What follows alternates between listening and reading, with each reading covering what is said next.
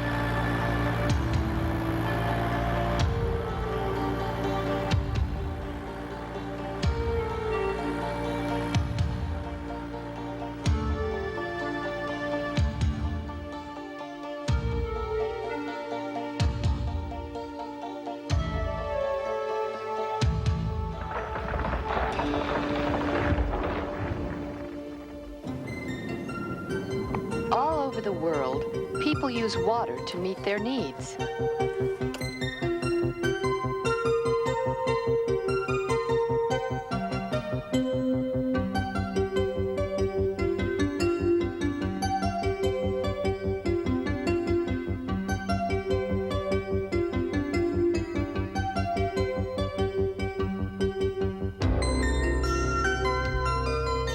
Sometimes, water may become a natural hazard.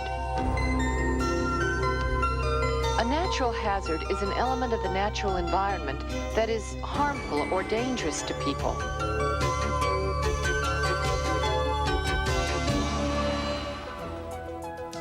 This program will examine the question, how do people deal with natural hazards, by first focusing on the Netherlands, a country in Europe.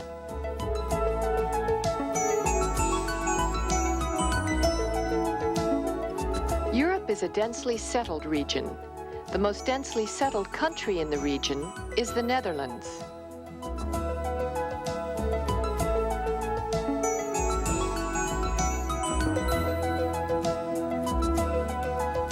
Most of the people live in the western part because it is the center for trade, business, and agriculture. Most of the western part of the Netherlands is just above or below sea level.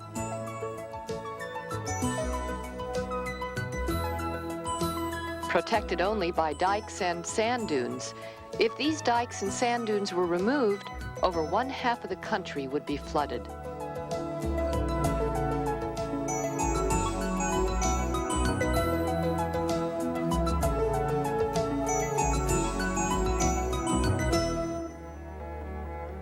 Near the town of Oude Tong, in the southwestern part of the Netherlands, Herr Uman Kik strides across the dike with his son and daughter.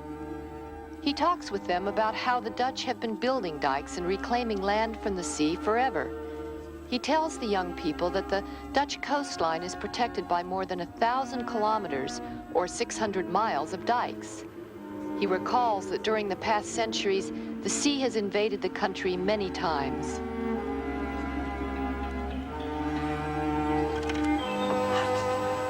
Coffee! He and his wife still remember the Great Flood of 1953. Hallo? Hallo. Langzaam, langzaam.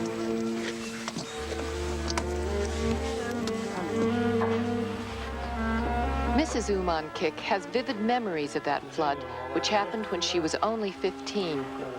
Her children ask her to tell them about it. Het was 34 jaar geleden toch al iets anders. Toen stormde het verschrikkelijk. Using a collection of picture books, she explains that as a girl in the early 50s, she lived with her family in a house on Juliana Street. En doordat we dus aan de rand van het dorp woonden, kregen we dus de eerste golfslag. Dus je woonde aan de verkeerde kant van de What straat? happened during the flood, her daughter asks. Wel, doordat we dus During the night of February 1st, a heavy storm, together with an exceptionally high spring tide, flooded this area. Op een gegeven moment werden we dus wakker door het lawaai. The dikes were not built to withstand such a storm. En we probeerden nog wat te grijpen en renden naar boven. Almost 1/10 of the country was underwater. Over 2,000 lives were lost, and the losses of homes, stores, farms, and businesses were enormous. We moesten ons gewoon... Her son asks, what happened to you during the flood? We woke up with water pouring into the house. We rushed upstairs, but the water came higher and higher. We clung to the roof beams in the dark, ice cold and soaking wet. We began floating down Juliana Street and tried to grab onto the attic of a nearby house. That's when my mother, brother, and sister disappeared into the waves. The daughter says, and that's all that remained of your house, that pile of rubble? She answers, yes, but you can rebuild a house. You can never bring back life.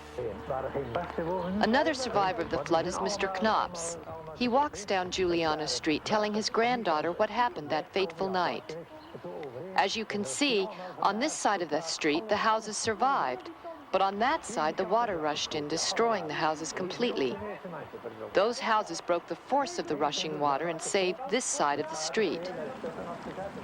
High waves burst in through the open land like a thief in the night, completely unexpected and treacherous. It was awful.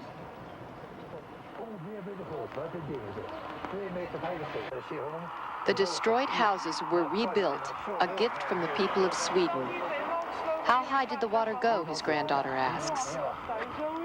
It was almost 3 meters, or about 10 feet high, he tells her.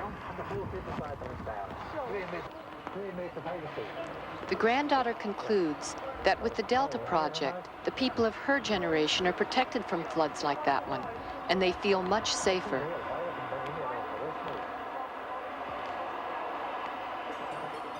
The Delta Project was started soon after the flood of 1953.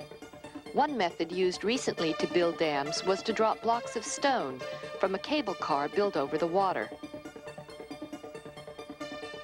These blocks became the foundation for a dam. The last part of the Delta Project to be built was the storm surge barrier. First islands were built. Then, the seabed was strengthened using a special ship to compact the sand.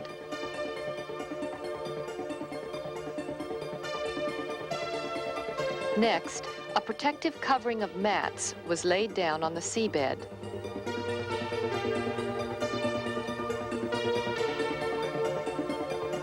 The piers that form the supporting parts of the storm surge barrier were then positioned on these mats. The piers were built on dry land and floated to the site of the barrier.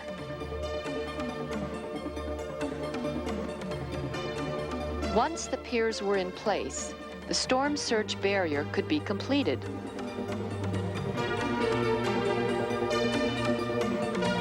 Huge doors in the barrier can be lowered when dangerously high water is expected.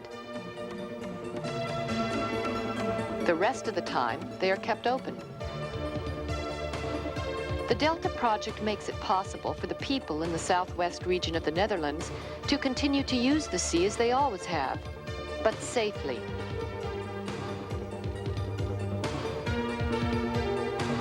In addition, this system of dikes and bridges brings them closer to other parts of the country.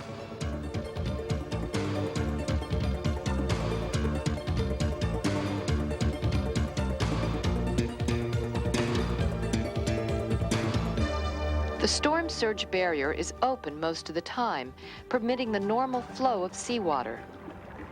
This helps to preserve the natural environment.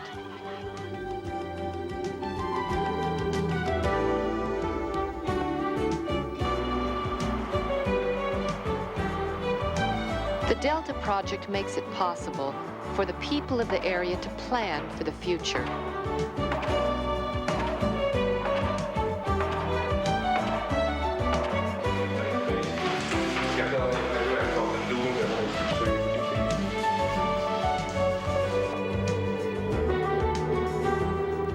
They can live their lives confident that the flood of 1953 will never happen again.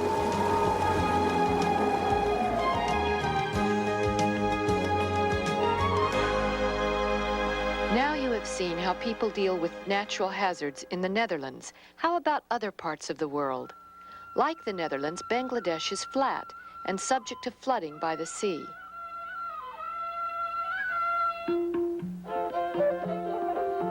Also like the Netherlands, it is densely settled. However, the people have not been very successful in holding back the sea, so large areas are flooded from time to time. But this is changing.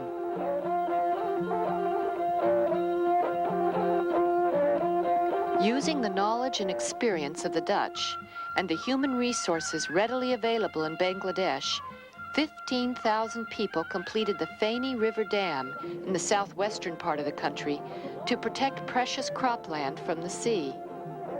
At the same time, the dam created a large freshwater lake that will be used for irrigation. So the people of Bangladesh are beginning to deal more successfully with flooding.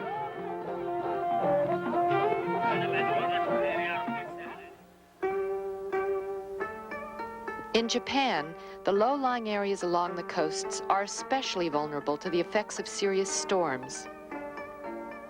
Because flatland is so precious in Japan, efforts are continually being made to protect it from flooding. Dikes have been built to protect this land used for farming.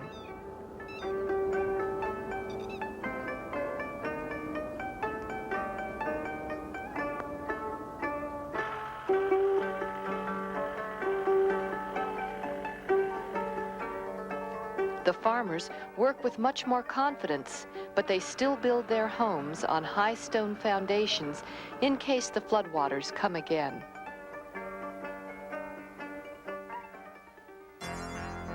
Here in a small village in Quebec, Canada, a huge mudslide swallowed up homes, cars, and families. The mudslide was caused by the melting snow and ice, heavy rains, and an underground river that had been forming under the village for 2 years.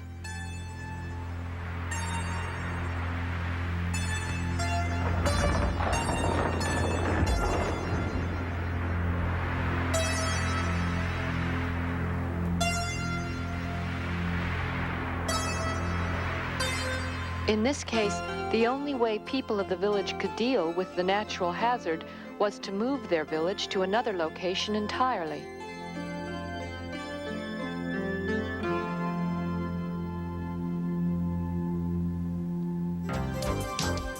In this program, you have seen people faced with natural hazards caused by water. You have learned how they deal with those hazards. How are these people's lives affected by natural hazards?